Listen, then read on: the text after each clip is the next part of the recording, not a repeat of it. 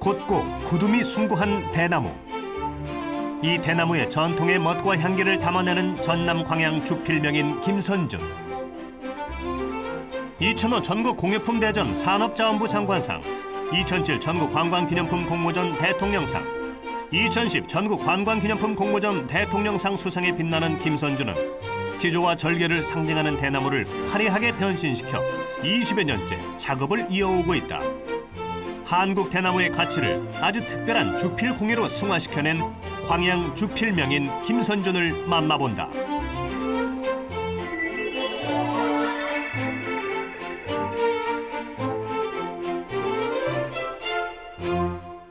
안녕하세요. 이재만의 성공 스토리 만남 변호사 이재만입니다. 반기문 유엔 사무총장 등 세계 정상들에게 선물로 주어진 광양 죽필 만년필. 세계적으로 유례없는 대나무 죽필 공예로 올곧게 한 길을 걸어가고 있는 김선준 공예가 한국의 미를 색다른 대나무 공예로 새롭게 발전시킨 김선준 명인을 함께 만나보시죠.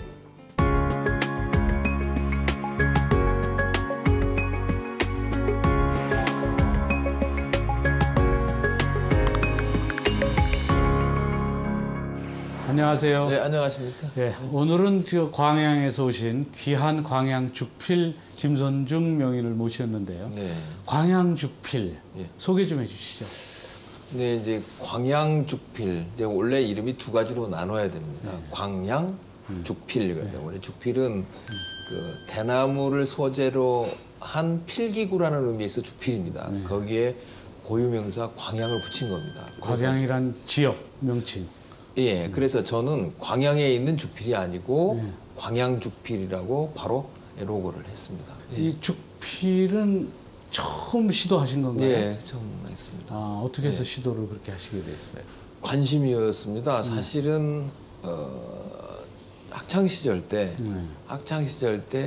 저희들이 그 잉크 찍어 쓰던 펜, 그 생각을 조금 했었습니다. 예, 근데 어느 날 대나무를 하나 주워서 그게 계기가 된 겁니다. 근데 광양이 좀 혼돈을 하시는 경우가 있습니다. 뭐 담양이 대나무가 많은데 왜 광양이냐 그러면 우리 전국에 보면 대나무가 굉장히 많이 분포가 되어 있습니다. 어느 지역이든 이제 주로 이제 담양에서 생산하는 수공예품과 제가 쓰는 대나무 종류가 좀 틀릴 뿐더러 그다음에 제가 시작이 일상에서 보였던 그 대나무를 가지고 시작을 했기 때문에 어디 특별한 지역의 대나무를 가지고 시작한 게 아니기 때문에 예, 저는 광양 죽필이라고 그렇게 했습니다. 그 세계 각국의 정상들이 많이 갖고 계시다는 얘기를 들었어요. 예. 이제 공예 부분에 대해서 대통령상을 받다 보니까 예, 우리 그 정부에서 청와대에서 국빈들 오실 때나 또 순방하실 때 저거를 대나무 만년필을 활용하시는 그래서 지금 약 한 30여 개국 정상님들이 뭐 우리 반기문 유엔 사무총장님도 갖고 계신 걸로 제가 알고 있고 부시 미국 대통령, 미국 부시, 그다음에 중국 후진타오 전 주석, 그분들이 저 만년필을 소장하고 계십니다. 아, 그렇군요.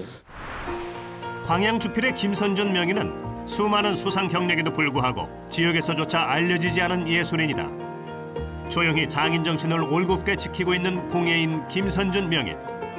그의 광양 죽필은 전국의 명성을 넘어 세계적인 공예품으로 지역의 자부심이 되고 있다.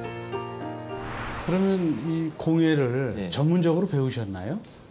이제 사실 이제 항상 자주 듣는 질문인데요. 제가 전공 자체가 전산. 아, 전산이세요? 전산을 전공했습니다. 컴퓨터를 전공을 했었는데 이제 학창 시절 때 배운 그 전공을 살려서 직업을 갖고 있다가 그 취미 생활로 하던 일이 지금 공예 쪽으로 본업이 되고 말았습니다. 아니 그래도 취미 생활을 하려도 이 공예를 하려면 누구한테 배우거나 또는 독학을 하거나 무슨 독학을 할 때도 뭐 뭔가 교본이 있어야 할 텐데 그럼 시작은 어떻게 하셨어요? 원래 재능이 좀 있으셨던 것 같은데. 미술 분야에 좀 관심이 좀 있었고요. 어릴 때부터 이제 조금은 이제 이 공예 분야보다는 이제 회화 그림 그런 분야에 조금 관심이 많이 있었고 좀 소질도 좀 있었고요. 이 대나무 이 죽필 공예를 하면서 처음에 제가 좋아서 했기 때문에 저 나름대로 우리 카탈칼 하나로 대나무를 깎아보기 시작한 겁니다. 그때 당시에는 그 대나무를 어떻게 열 처리를 하고 어떻게 또 광을 내고 또 어떻게 보관하고 이런 것도 전혀 지식이 없었습니다. 그런데 그 한 번 해보고 실패하고 경험으로 이 과정까지 왔습니다. 아, 그렇군요. 그러면 여러 가지 그 경험을 쌓는 과정에서 뭐 시행착오도 많으셨고 가장 힘들었던 때는 언제예요? 대나무가 가지고 있는 그 아름다움이 있습니다. 그러니까 우리 사람도 그 씻지 않으면 자기의 원 모습을 그대로 다 보여주지 못하지 않습니까? 뭐 때가 묻고 뭐 이런. 근데 원래 자연 대나무들은 자세히 보시면 세월에 찌든 때들이 다 달라붙어 있습니다. 그래서 그 찌든 때를 없애는데 그게 가장 힘들었습니다. 일상적으로 펜을 만들면 항상 내 몸에 지니고 다녀야 되는데 그게 그 세척 과정에서 처음에는 톡한 그 세차장 세척도 해보고 여러 가지 세제를 써보 그때 가장 힘들었습니다. 어떻게 극복하셨어요 그러면? 이거는 제가 그 담양을 몇 회 쫓아다녔습니다. 광양서 담양 거리가 거의 1시간 거리인데 계속 다니면서 어깨너머로 이제 정말 우리 전통 예전부터 대나무를 다루셨던 분들한테 어깨너머로 배웠습니다. 그래서 불을 이용을 하라 그 말을 들었습니다. 뭐 특별히 뭐 불을 어떻게 이용하라가 아니고 그냥 불을 그 소리 듣고 바로 와서 뭐 한 서너 가지 불을 피워놓고 연탄불, 뭐 숯불, 가스불, 하물며 알코올불까지 켜놓고 대나무를 갖다 대본 겁니다. 그러면서 그 변화를 보면서 습득을 하게 된 겁니다. 그러면 거의 한마디 선문답 같은 얘기 듣고 본인이 이제 실제로 시행착오를 겪으면서 그냥 습득한 거네요. 왜냐하면 많은 시행착오가 있었기 때문에 누가 옆에서 조금만 이렇게 알려주면 바로 알아듣고 바로 시행할 수가 있었죠.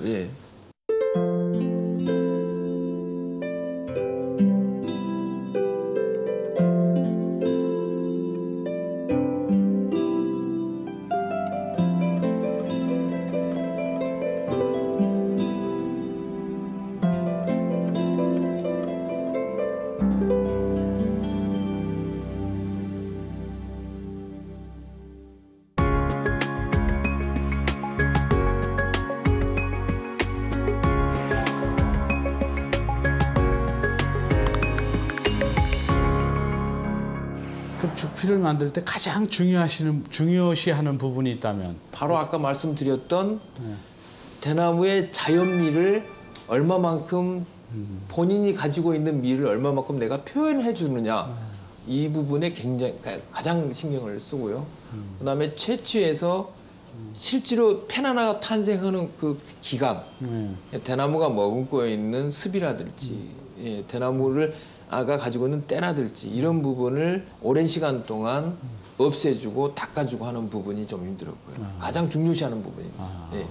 그러면 대나무 죽필을 하나 만드는데 대략적으로 어느 정도 걸리나요? 이제 재료가 다 준비된 상태에서는 뭐 당장 하루만 해도 나올 수도 있는 부분인데요. 저희들이 좀 전에도 제가 말씀드렸다시피 재료를 준비하는 데 있어서 채취해서 완성까지로 계산한다면 보통 한 2, 3년 걸리고요. 하나의 볼펜이 펜이 탄생하려면. 기본적으로 재료가 갖춰진 상태에서는 약 10일에서 약 한 45일 정도. 만년필 같은 경우는 한 45일 정도 하나 나오려면 말입니다. 펜 같은 경우는 보통 뭐 10일 안에는 다. 근데 그게 이제 하나가 됐든 10개가 됐든 좀 날짜가 같더라고요. 제가 해보니까. 중국의 저가 공예품들이 굉장히 많이 들어오고 있는데 사실 이런 수공예품은 상당히 고가일 수 있는데 그 점에 대해서는 어떻게 생각하세요? 중국 저가 공예품, 중국 저가 상품 중국 저가 상품 때문에 우리나라의 관광 상품이 피해를 본다. 물론 피해를 보는 경우도 있습니다만 전 또 한편으로는 그렇지 않을 수 있다라고 생각을 하거든요. 부가가치가 높은 상품이 진정한 관광 상품이 될 수 있다는 거. 예. 뭐 스위스 시계가 싸서 관광 상품이 되는 거고, 몽블랑 만년필이 싸서 되는 건 아니지 않습니까? 우리 공예품, 우리 공예인들이 우리 그 공예품을 생산하는 제조하는 분들이 전통성과 부가가치가 높은 상품을 만든다면 충분히 저가에 이용되는 중국 상품이 어차피 인권이고 가볍게 한 공정, 두 공정을 빠뜨린 그 제품들이거든요. 충분히 경쟁이 된다고 생각을 합니다. 예. 세계 제품들을 다 돌아본 결과 수공예 작품은 경쟁력이 있었다. 승부수는 만년필이었다. 세계의 유명 만년필 못지않게 명품으로 우뚝 설 그런 상품을 만들어보리라. 그 결심은 오늘날 광양죽필 대나무 만년필로 완성이 되었다. 죽필이 일반 만년필과의 차별화도 그런 그 명품으로서의 차별화를 갖고 있다고 볼 수 있겠네요. 반드시 그렇습니다. 제가 부족한 부분도 많습니다. 이 만년필에 있어서 그 기존의 어떤 스텐이나 기존의 그 공장에서 생산하는 그 펜하고 자연의 대나무, 자연 소재를 가지고 하는 부분에 대해서 반드시 분명히 서로 다른 부분이 있습니다. 그러나 제가 가지고 있는 특징은 자연에 있는 소재를 썼고 두 번 다시 이 펜은 나오지 않는다는 그런 부분이 모양이 자연 대나무를 그대로 이용을 했기 때문에 그래서 항상 그 독자적인 소장 만족을 항상 제가 말씀을 드리는 건데 그런 장점을 충분히 활용하고 있습니다. 그럼 이제 이 펜은 누가 갖고 있든지 간에 유일무이한 펜이네요? 그럼요. 예, 그럼요. 그렇겠네요. 예, 그럼. 그 만년필이나 볼펜은 이 대나무 하나에서 몇 개나 나오나요? 이제 볼펜하고 만년필하고 좀 차이가 있습니다. 예, 이제 볼펜도 저는 이게 지금 마침 대나무니까요.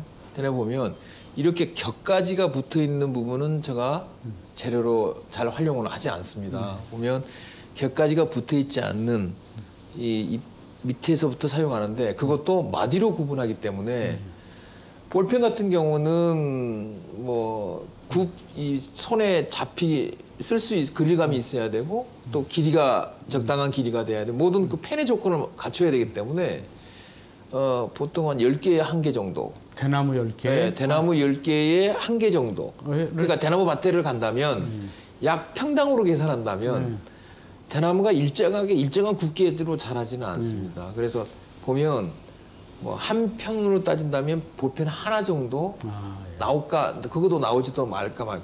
근데 채취해 놓고 또 기다려야 됩니다. 그 하나를 볼펜 할 수 있겠다는 걸 채취해 놓고 기다려야 됩니다. 2, 3년을. 그런데 이제 만년필 같은 경우는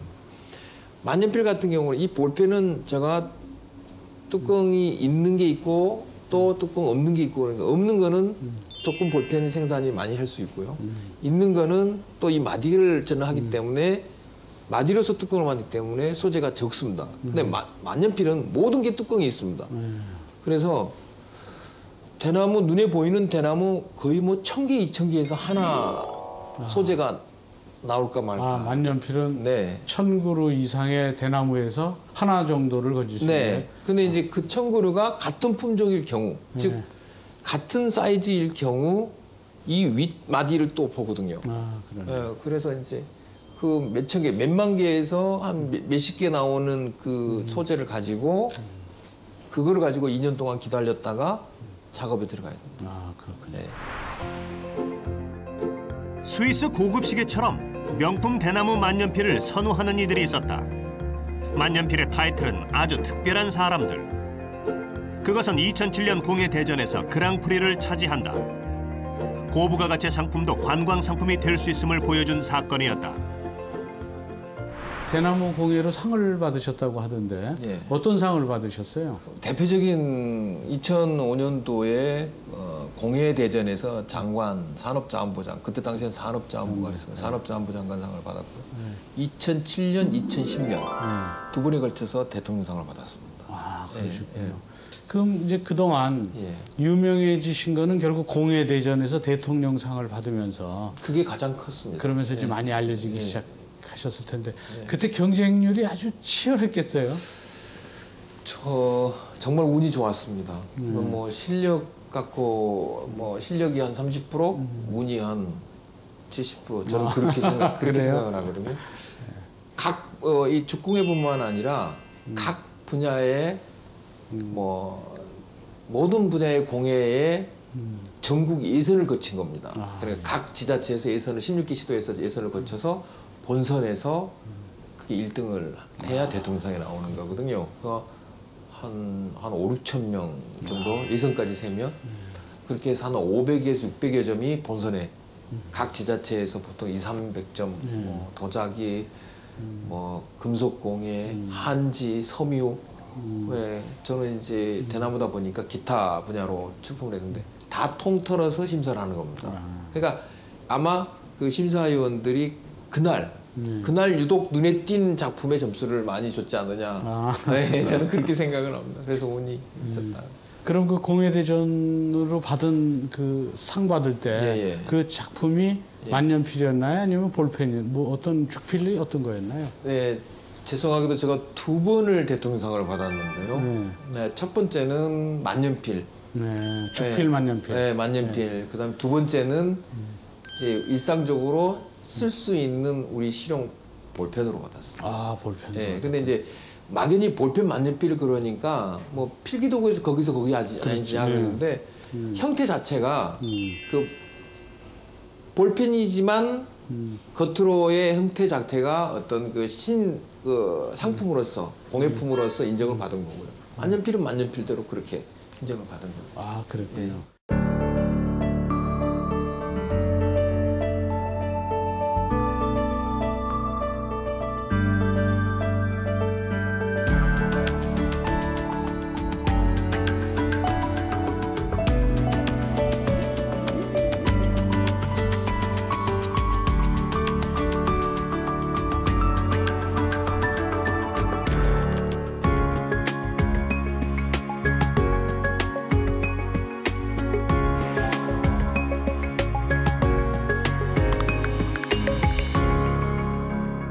대나무를 채취하고 보존하고 가공하고 또 이제 결국 작품을 만드는 그런 일련의 과정을 겪을 텐데 그런 과정을 겪으면서 뭐 특별한 어떻게 해야 되는 뭐 그런 어떤 노하우가 있나요? 우리 공예하는 사람들이 가장 큰 거는 가장 중요시하는 거는 재료, 예, 이겁니다. 그 반을 먹고 들어갑니다. 그렇네. 좋은 재료가 좋은 작품을 탄생시킬 수 있다는 거거든요. 그러니까 이 재료 관리를 엄청 잘해야 됩니다. 대나무 같은 경우는 여름에 혹 습에 닳까 한여름에 난로를 때우거든요. 아, 장마철에? 예, 장마철에. 예. 그래서 그렇게 또 어느 날 통풍이 안 되면 바람 부는 쪽으로 대나무를 다 옮겨 놓습니다. 그래서 자연스럽게 습이 빠져나가면서 그 대나무가 갖추고 있도록 또 어떨 땐 끓는 물에 넣어서 씻기도 하고요. 그 씻고 넣고 또 말려서 어떨 땐 불에 대해서 껍질을 또 벗겨내기도 하고요. 그래서 그 아이 키우는 것처럼 아주 애지중지하시네. 우리 애들은 제가 그렇게 못 키워봤는데 광양죽필의 명인으로서 예술성과 상품성을 함께 추구한다면 어떤 점에 중점을 둬야 될까요?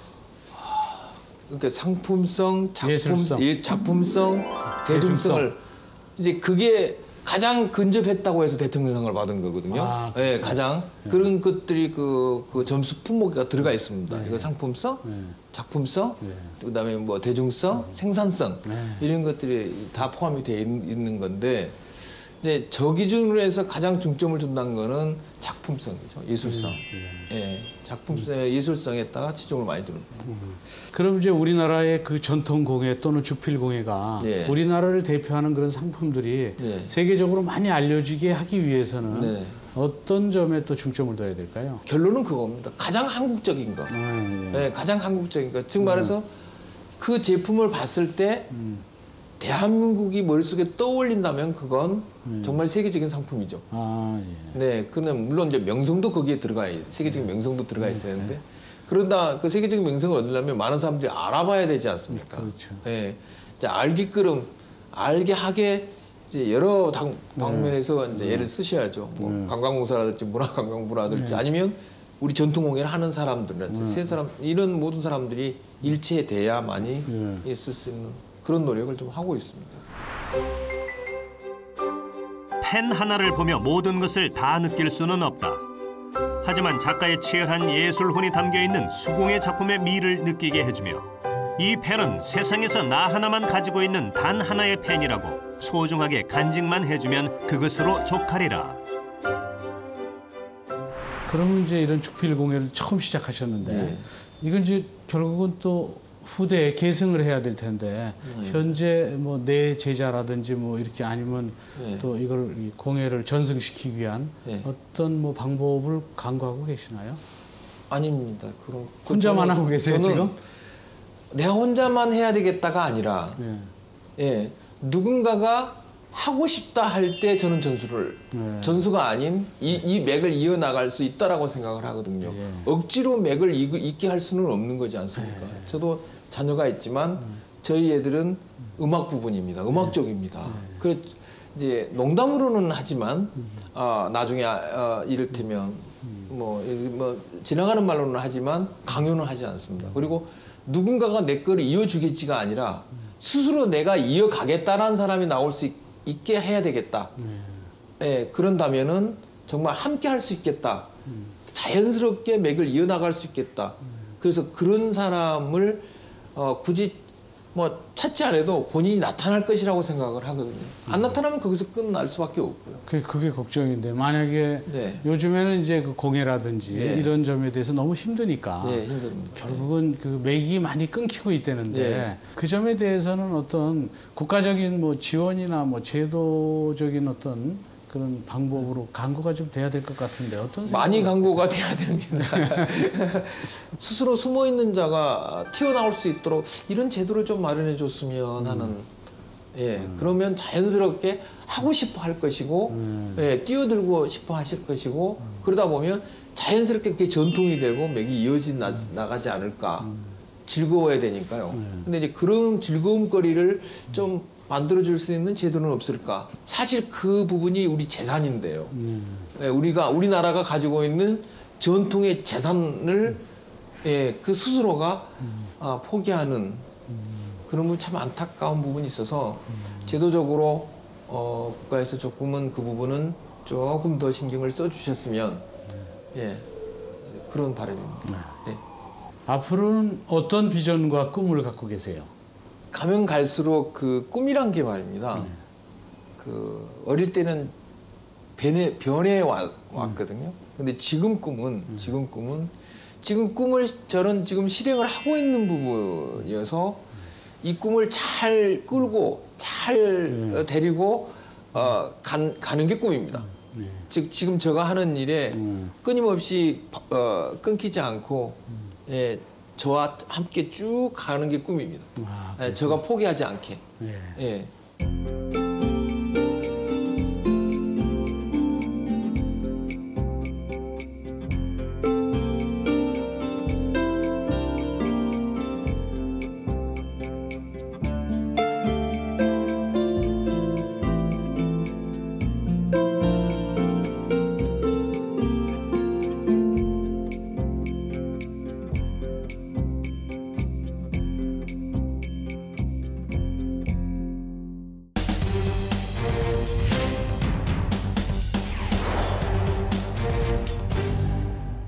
살아오면서 감명 깊게 읽었던 책이 있다면 시청자분들께 소개 좀 부탁합니다.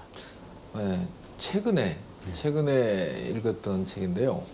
그 한상복님의 배려라는 책이 있습니다. 배려. 치열한 경쟁 속에 사는 삶보다는 서로를 배려해주고 아껴주면서 살아가는 삶이 진정한 삶이다. 베푸는 게 곧 성공이다. 이런 내용이 있습니다.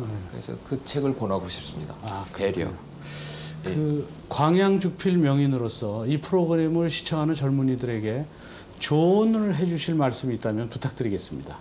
생각과 꿈을 그다음에 기다림으로 끝내는 게 아니라 늘 관심과 집요함 속에서 그 관심을 즐길 수 있는, 즐거워야 계속 관심이 생긴다는 거, 관심 있어야 즐겁다는 거, 이거 늘 생각하셨으면 좋겠습니다. 어떤 일을 하든 집요하게 관심과 즐거움을 함께 하셨으면, 네, 그랬으면 좋겠습니다.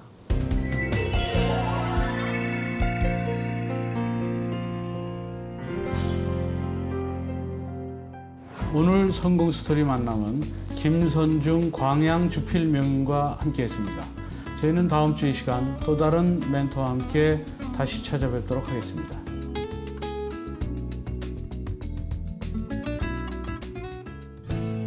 사시사철 푸르고 고든 대나무는 예로부터 선비이면서 군자에 비교되곤 했습니다. 대나무의 화려한 변신, 국내 유일의 죽필공예가 명인 김선준. 그는 실용적이면서 한국의 미를 알리는 창작 공예가입니다. 광양죽필은 전통의 멋과 향기를 살리며 광양을 알리고 대한민국의 공예기술의 우수성을 알렸습니다. 다양한 전통 공예품 중에서도 독보적인 정치를 담고 있는 광양죽필. 김선중 명인의 광양죽필이 더욱 발전하고 계신데요. 한국인은 물론 세계인의 관심과 사랑을 받게 되기를 기대합니다.